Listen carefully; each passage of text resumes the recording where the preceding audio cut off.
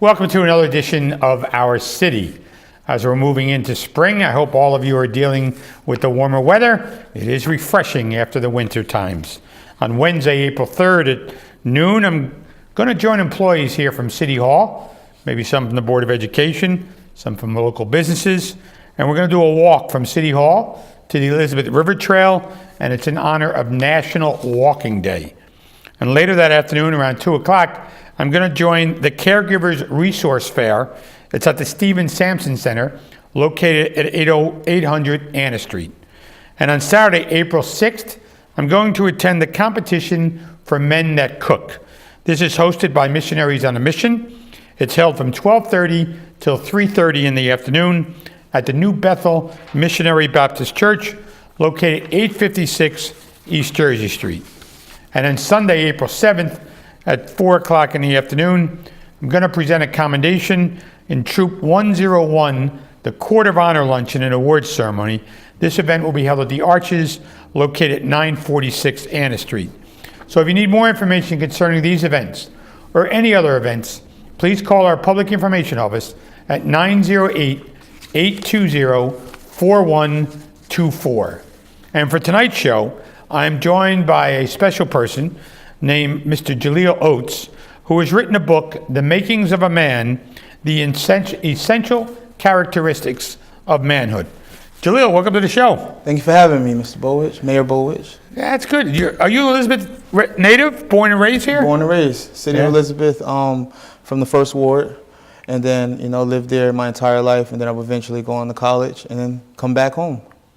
So you grew up in Elizabeth. You went to high school here? Yep, Elizabeth High School. I attended School 1 for elementary school, Mabel G. Holmes Middle School, and then I attended Dwyer House at Elizabeth High School. Okay, and then, so you grew up in Elizabeth, brothers and sisters? Yeah, I have an older brother and have a younger sister. Okay, and you wrote a book. Yep.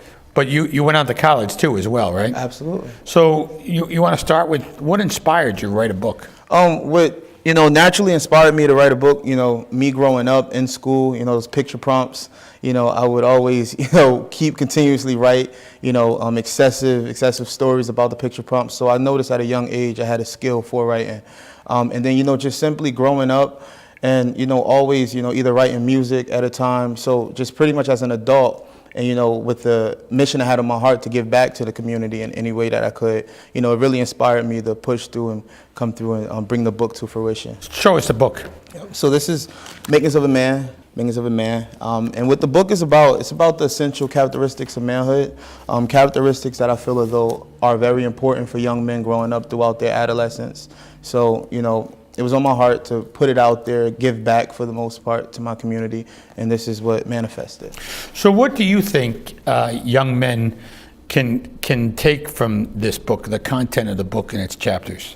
So mainly the big message about the book and what I want them to take from it is simple accountability.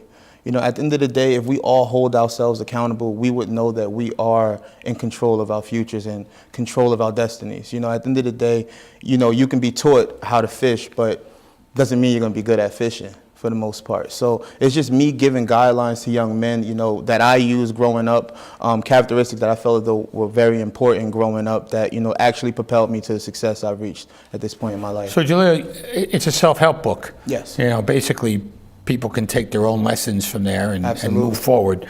So the journey in writing a self-help book, where did you see yourself in any of these chapters? Or? Absolutely. And that's why I'm very transparent. The journey in itself to create such a book is, a journey in itself for the most part. Like me and becoming the individual to present the book, took time and perseverance for the most part. I had my downfalls and, I'm openly honest throughout the chapters. I touch base on confidence. That's not something that we wake up in the morning with. Confidence is something that's actually built over time through various experiences. I talk about perseverance, self-awareness, most importantly, humility, knowing when to think less of oneself in given environments, and learning that from sports, being the best and then not being the starter, so just having to take that back seat and understanding that back seat at times and knowing that when it's your time, it's your time.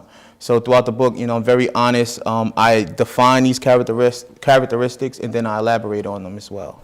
So how long does it take to write a book like this? How many pages? It's a couple hundred pages. Yeah, so no, not a couple hundred. It's a very short read. Just me taking into attention, like, the attention spans of young, our youth today. You got to give them something that they're gonna like, that they're gonna love, they're gonna enjoy, but it has to be fast. I don't see them reading, 300 plus page novels. So I was like, how can I make my message short and sweet, something that they can comprehend? So that's why Makings of a Man is about 120 pages roughly. Okay. But quality and efficient. So how long does it take to write a book like this? It took me to write this book about a summer. And does somebody edit it for you, or somebody? So initially, when I wrote the book, it was just me editing it myself and going back, because with this experience, for the most part, I was free falling. Like, all right, let me try this out, or I think I like this. And then once I was comfortable with it, it was me, now giving it to other individuals to read and gathering their opinions, and then, investing in it by getting a professional editor, to pretty much capture the essence in which I was trying to convey. So you're not only a writer, you do something else.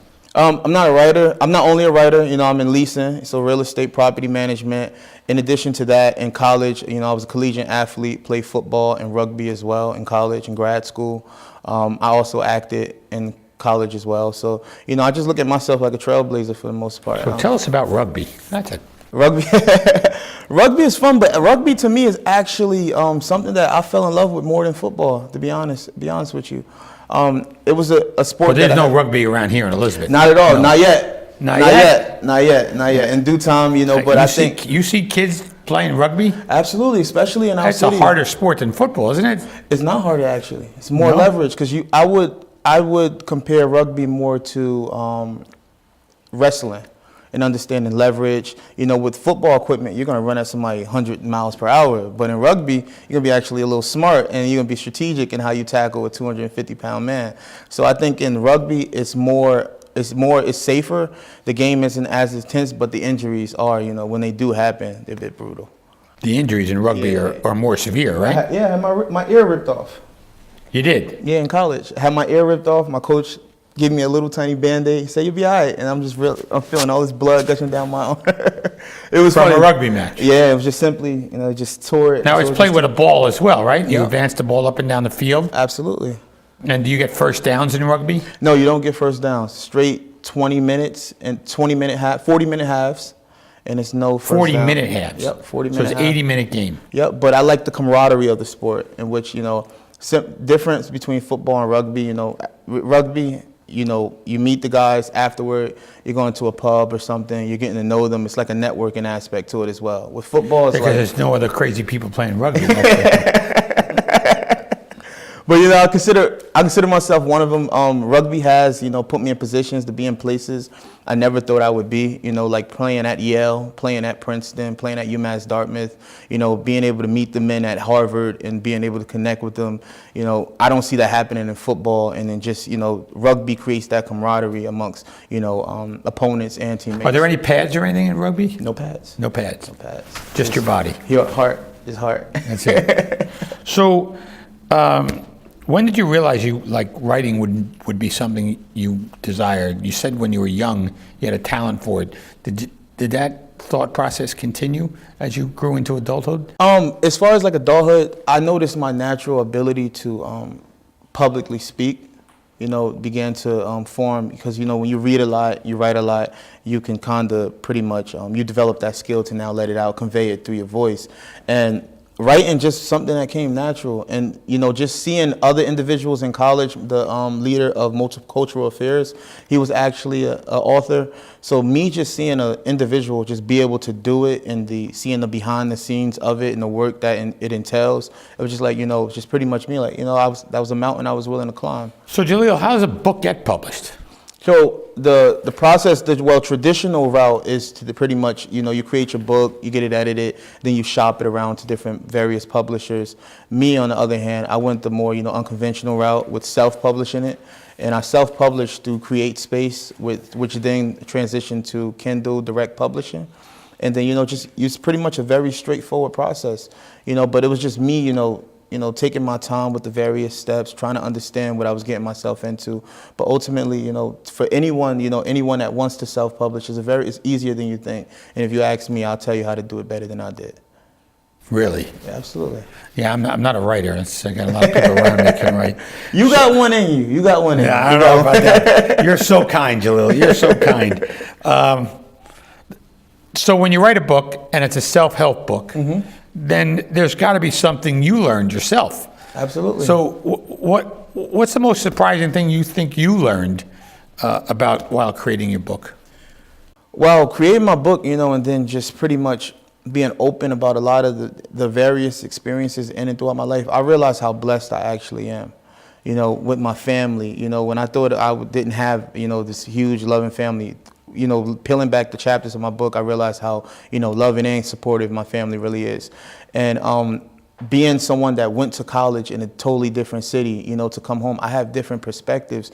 And just, I guess my upbringing and things I was exposed to and able to pretty much be a part of throughout my life, really, made me appreciate my city that much more.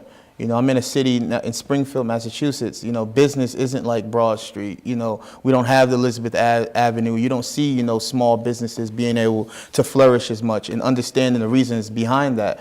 So, just to come home and, I appreciate Broad Street now. I appreciate, Elizabeth Avenue, and, just my different perspective of this beautiful city. And I'm like, if I can do it, everyone can.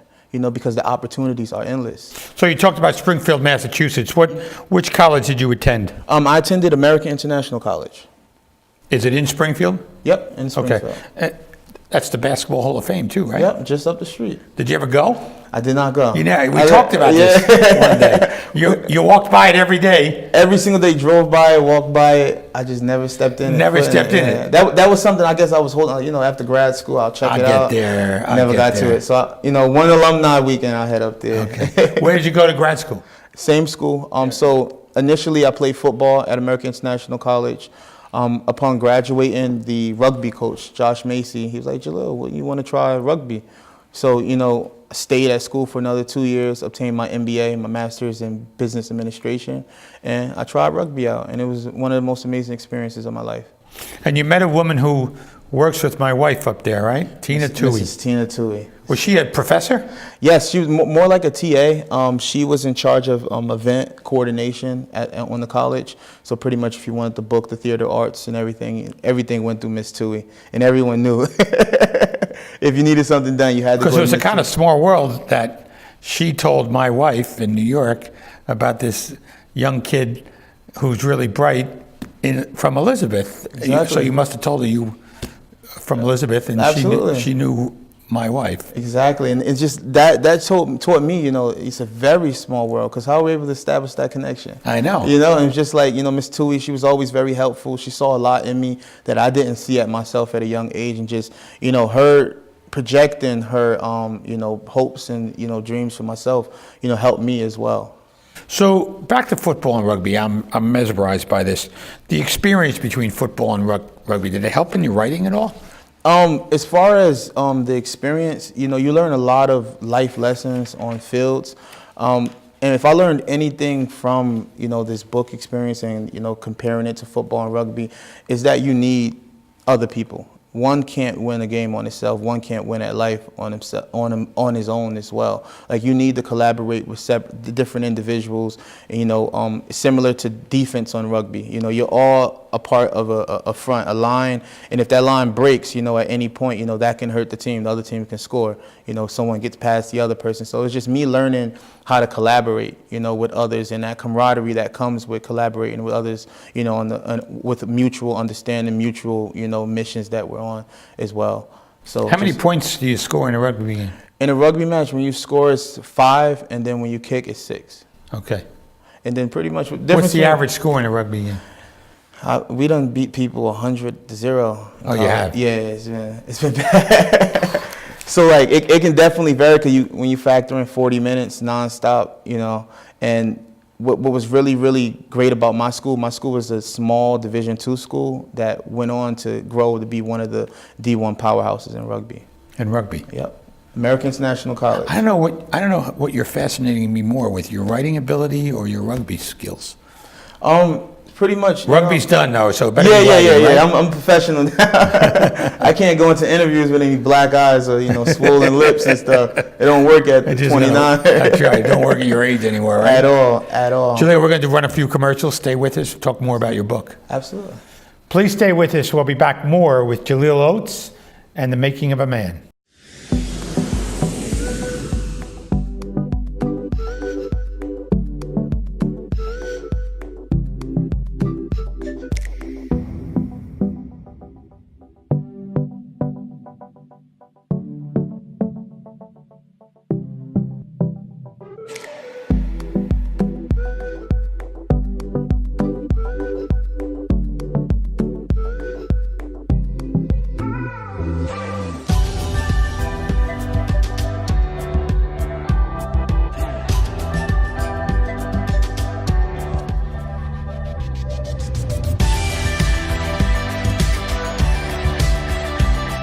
Just minutes from New York City, we are the gateway to the state of New Jersey. Experience Elizabeth. It all starts here.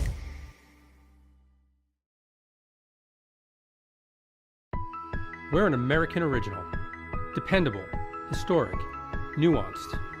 With all the comforts of home, even when you're just visiting.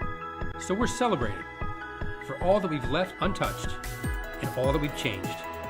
A place where the past meets the future. So consider this your invitation. We've been celebrating here in Elizabeth for 350 years, and we're just getting started. Welcome back to our city, where I'm joined by Jalil Oates, an Elizabeth native, still lives here, wrote a book, went to school in Massachusetts. And Jalil, one of the things I like to ask you is, as a child, we all have these dreams as kids, and they never seem to really work out what we think we're going to be when we're a kid. Mm-hmm. I always thought I'd be an astronaut. That didn't work out so well.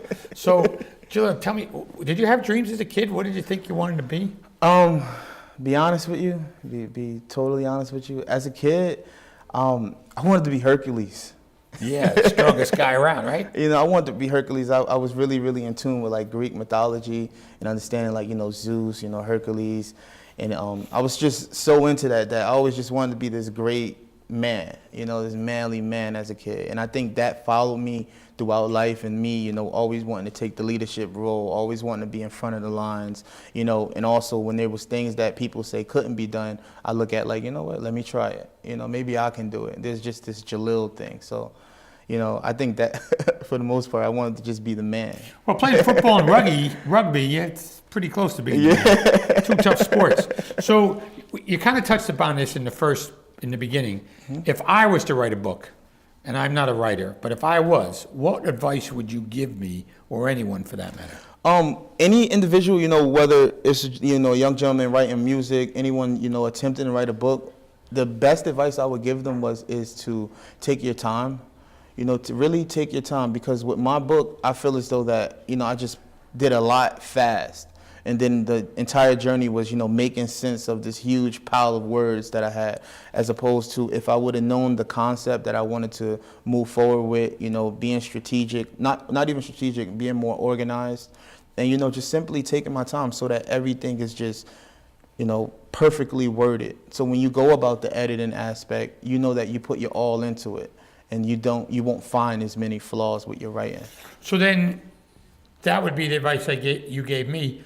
What are the readers that have read your book? What kind of advice are they giving you? What is their feedback? The feedback, be honest with you, caught me by storm. It's just been, well accepted by friends and family, supporters, those that, just were curious and opened up the book. And, just pretty much the comments are like, a lot of people, you wouldn't even realize they share your same story sometimes. It's just all about you saying it and then them being able to connect with it.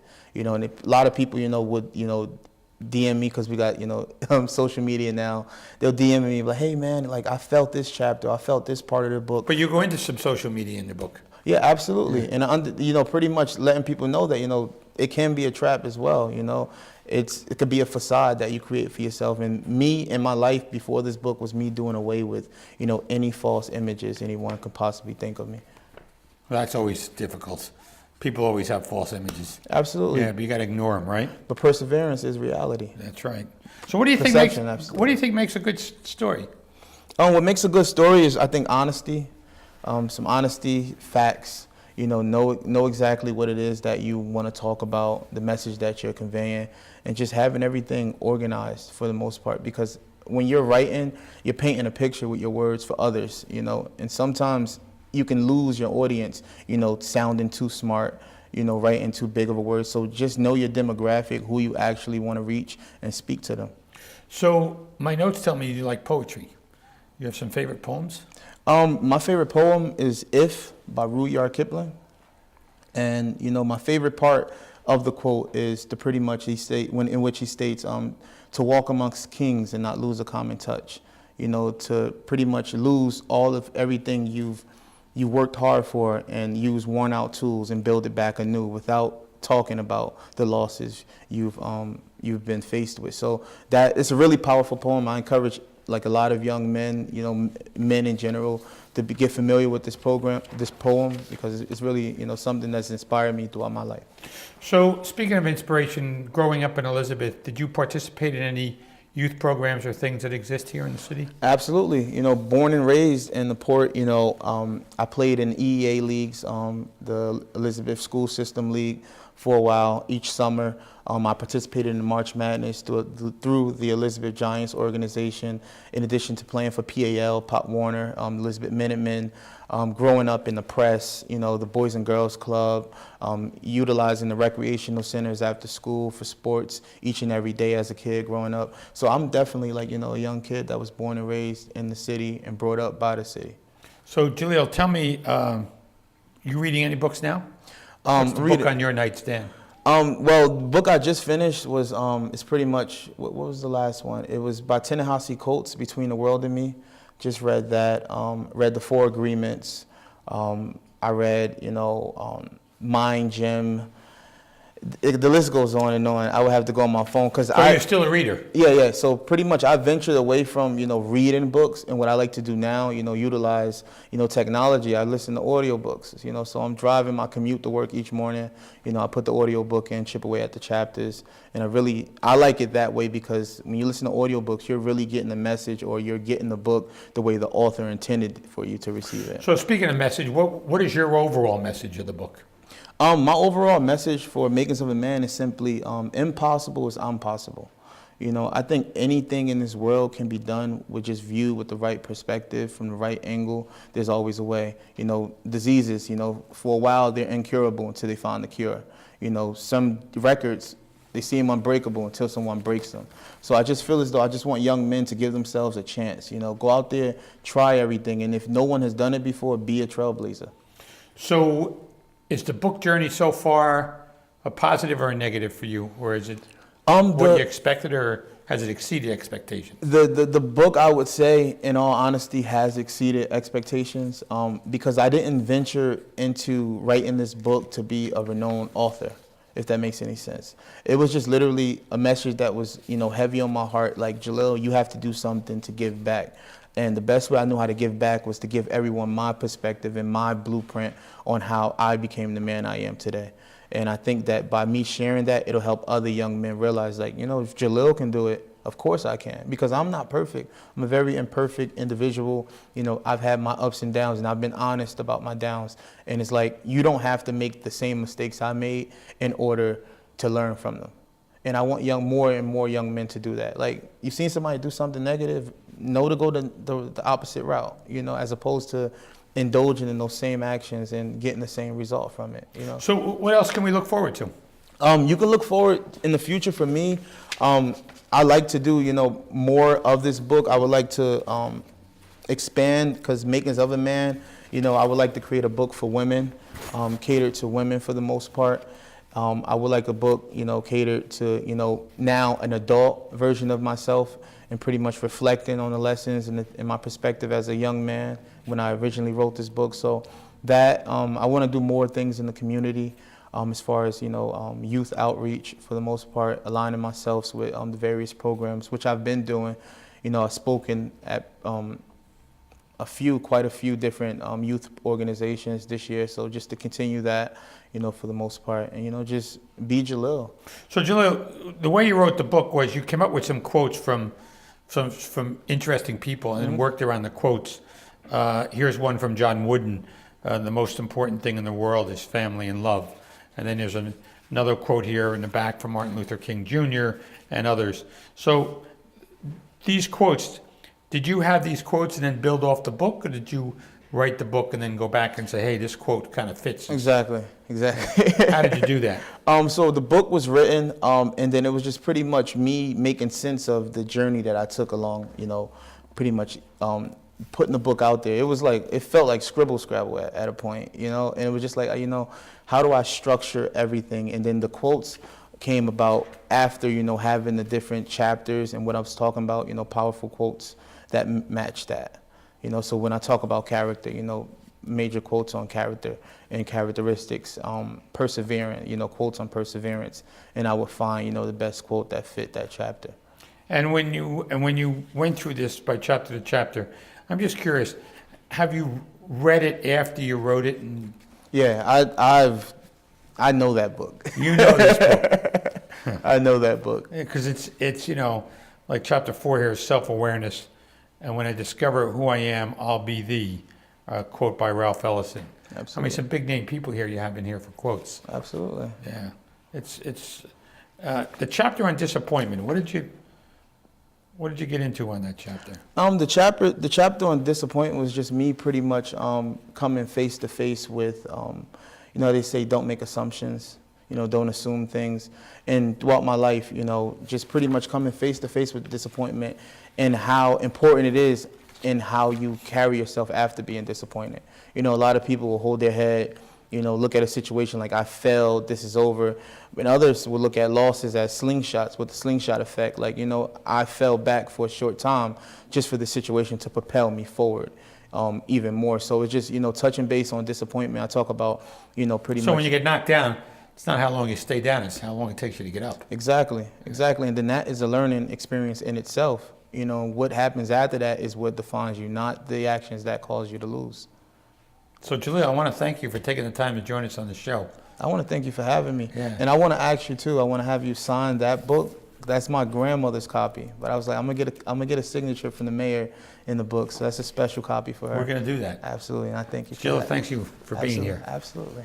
I want to thank Mr. Jalil Oates, who wrote the book, The Makings of a Man, an Elizabeth native, still lives here, went to school in Massachusetts, and came back home. We'll see you next week on another edition of Our City.